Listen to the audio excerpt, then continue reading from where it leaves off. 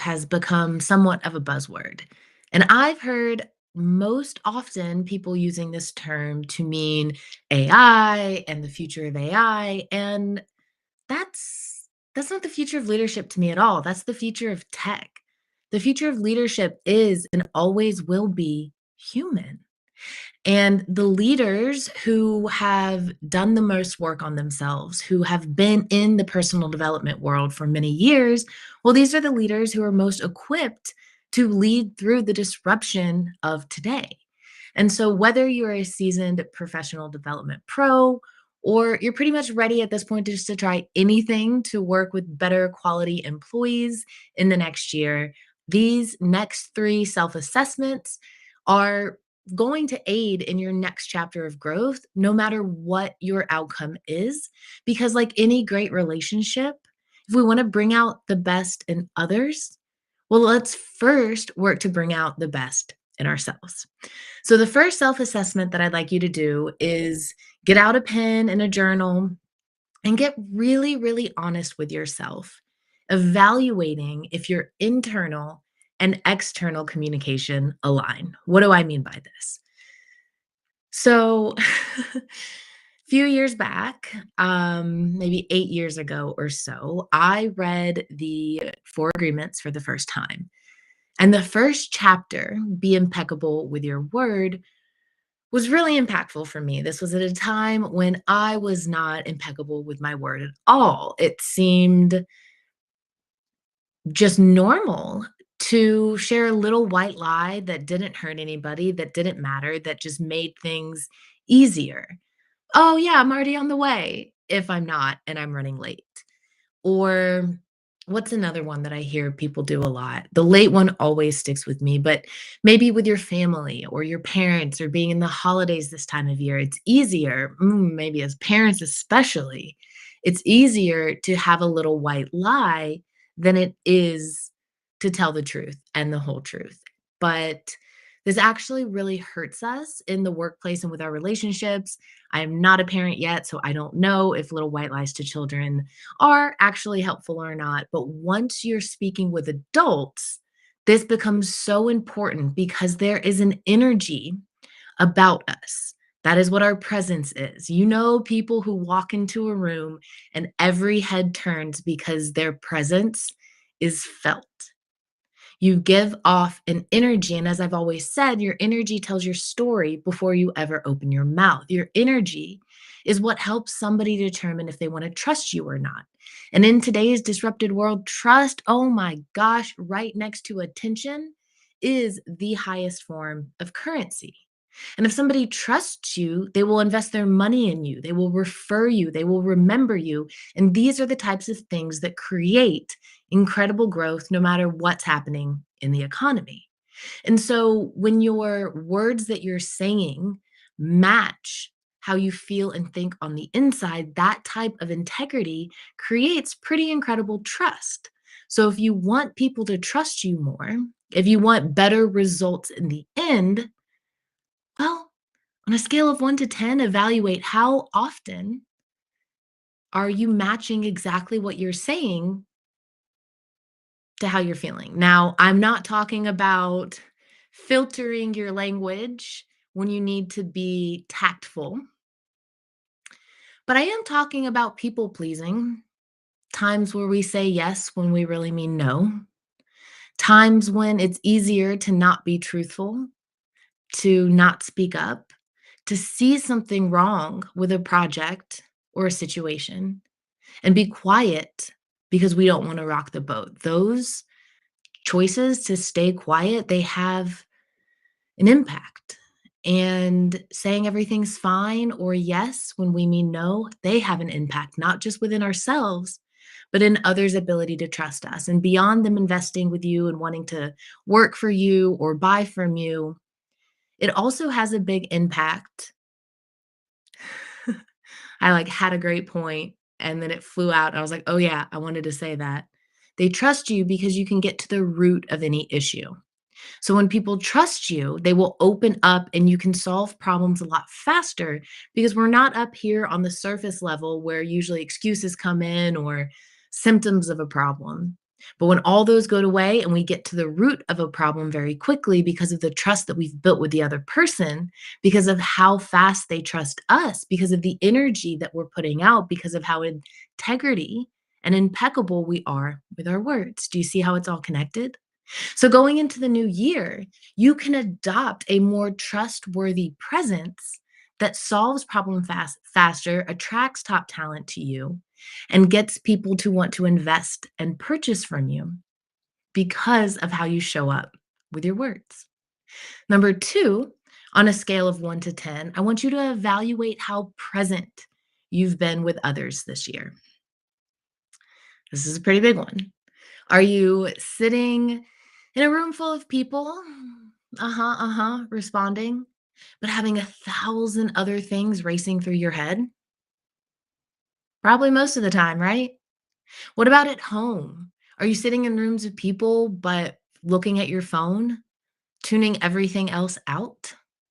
I'm not saying either of these behaviors are bad. Obviously, we need to multitask and multi-think in the workplace, and we're going to scroll on our phones when we're home.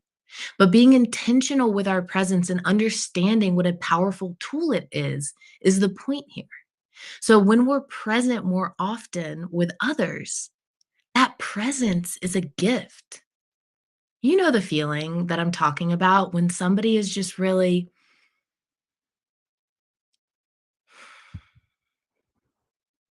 here with you. You instantly feel more understood, more seen, more heard as the person on the other side. And that goes back to trust, yes.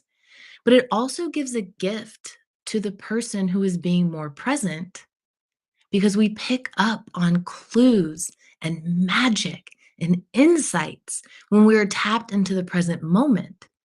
We all know, we've heard, I think what we talk about it at networking and active listening and coaching and maybe just communication in general. Most people listen waiting for their turn, not really listening at all, but just waiting to have the chance to say what they wanted to say.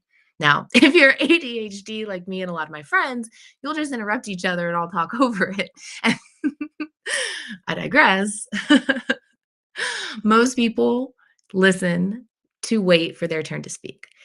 And this really hurts relationships, connection, and trust because people can sense that, you know? But when you're present, when you're looking at somebody, when you're giving them the gift of your time and attention, you can go a lot further, a lot faster. So you can see how both of these things so far are a gift both within your audience that you're speaking to and to yourself. And this is how working on ourselves first, showing up as a better leader of our own lives, inspires others to be their best selves too. And number 3, the last tip that I want to leave you with in 2025 is to practice translating your message according to your audience's values.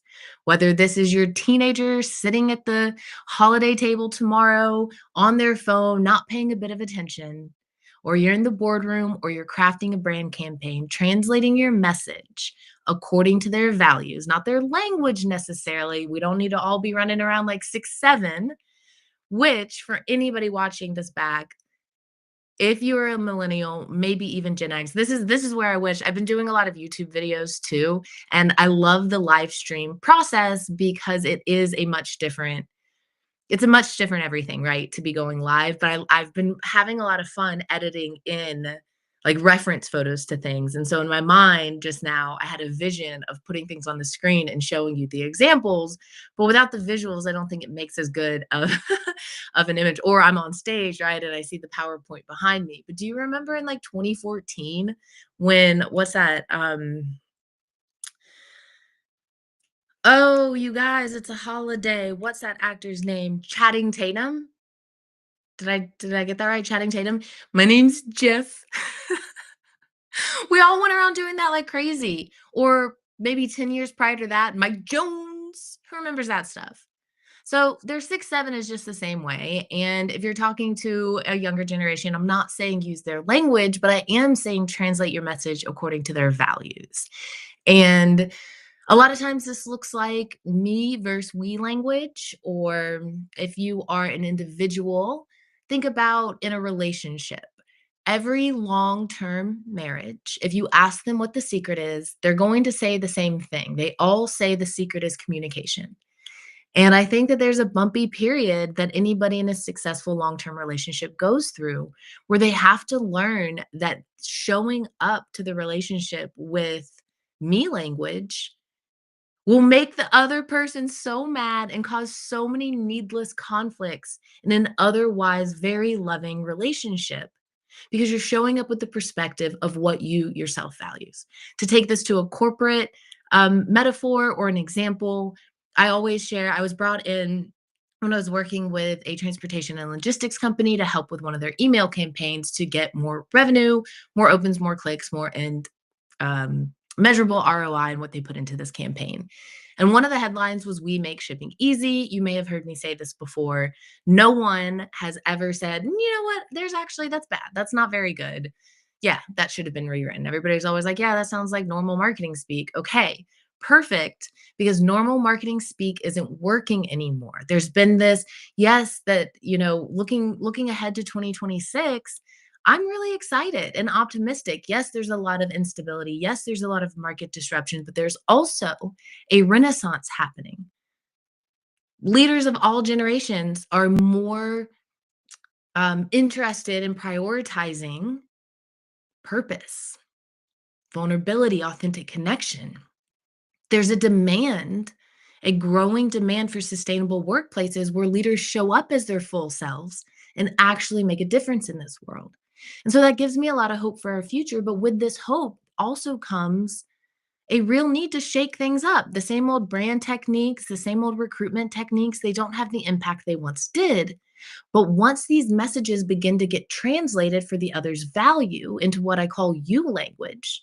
So if me or we language is "we make shipping easy," somebody reading that as a consumer may go, "Huh, you and a thousand others," right? That's kind of the reaction you get. But once you translate that into what your audience, so in this case, the people who need transportation and logistics services, what they value in shipping that's easy, you start to see that it's actually flexibility when they need it. Flexibility when you need it is the example in you language put to a brand example.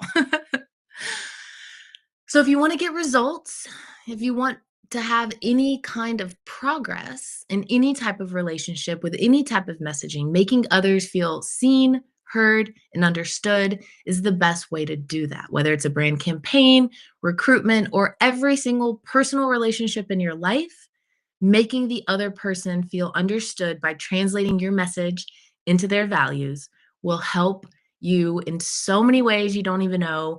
Apply these three to your end of year practice now. Practice, especially number three, moving into the new year. If you have any questions about how to do that, my name is Christy. You know that I am here for you guys. I am so committed in the coming year to shining my light and sharing absolutely everything I know. Again, going back to campaigns, being a brand director for so long, everything needed to make sense for me in order for me to want to share it. But I have a lot of information that really can help a lot of people because I have lived through so much disruption, you guys. And when your best laid plans get pulled out from under you time and time again, and you've spent 5 years, your point of view is 5 years overseas, living across 35 countries, coming back home after a total health crisis that caused me to go, coming back home into December 2019, going straight into January 2020 with the race tension and riots and then COVID. My goodness. My goodness. But the flip side of everything that I've experienced, everything that I've grown through, so I have a lot of knowledge that can help a lot of people, and I'm here to share it. So if you're enjoying these live streams, there's the newsletter that pairs directly with this because part of what I like to do is making sure that everybody gets content in the way that they appreciate it the most. So I'm a reader and a speaker, and I love both forms of content. So you can always count on that with these channels. And that's the last thing I have to say in 2025, guys. I hope you have a great, amazing New Year's Eve and welcome in a very warm season of growth tomorrow. I will see you guys next week. Take care.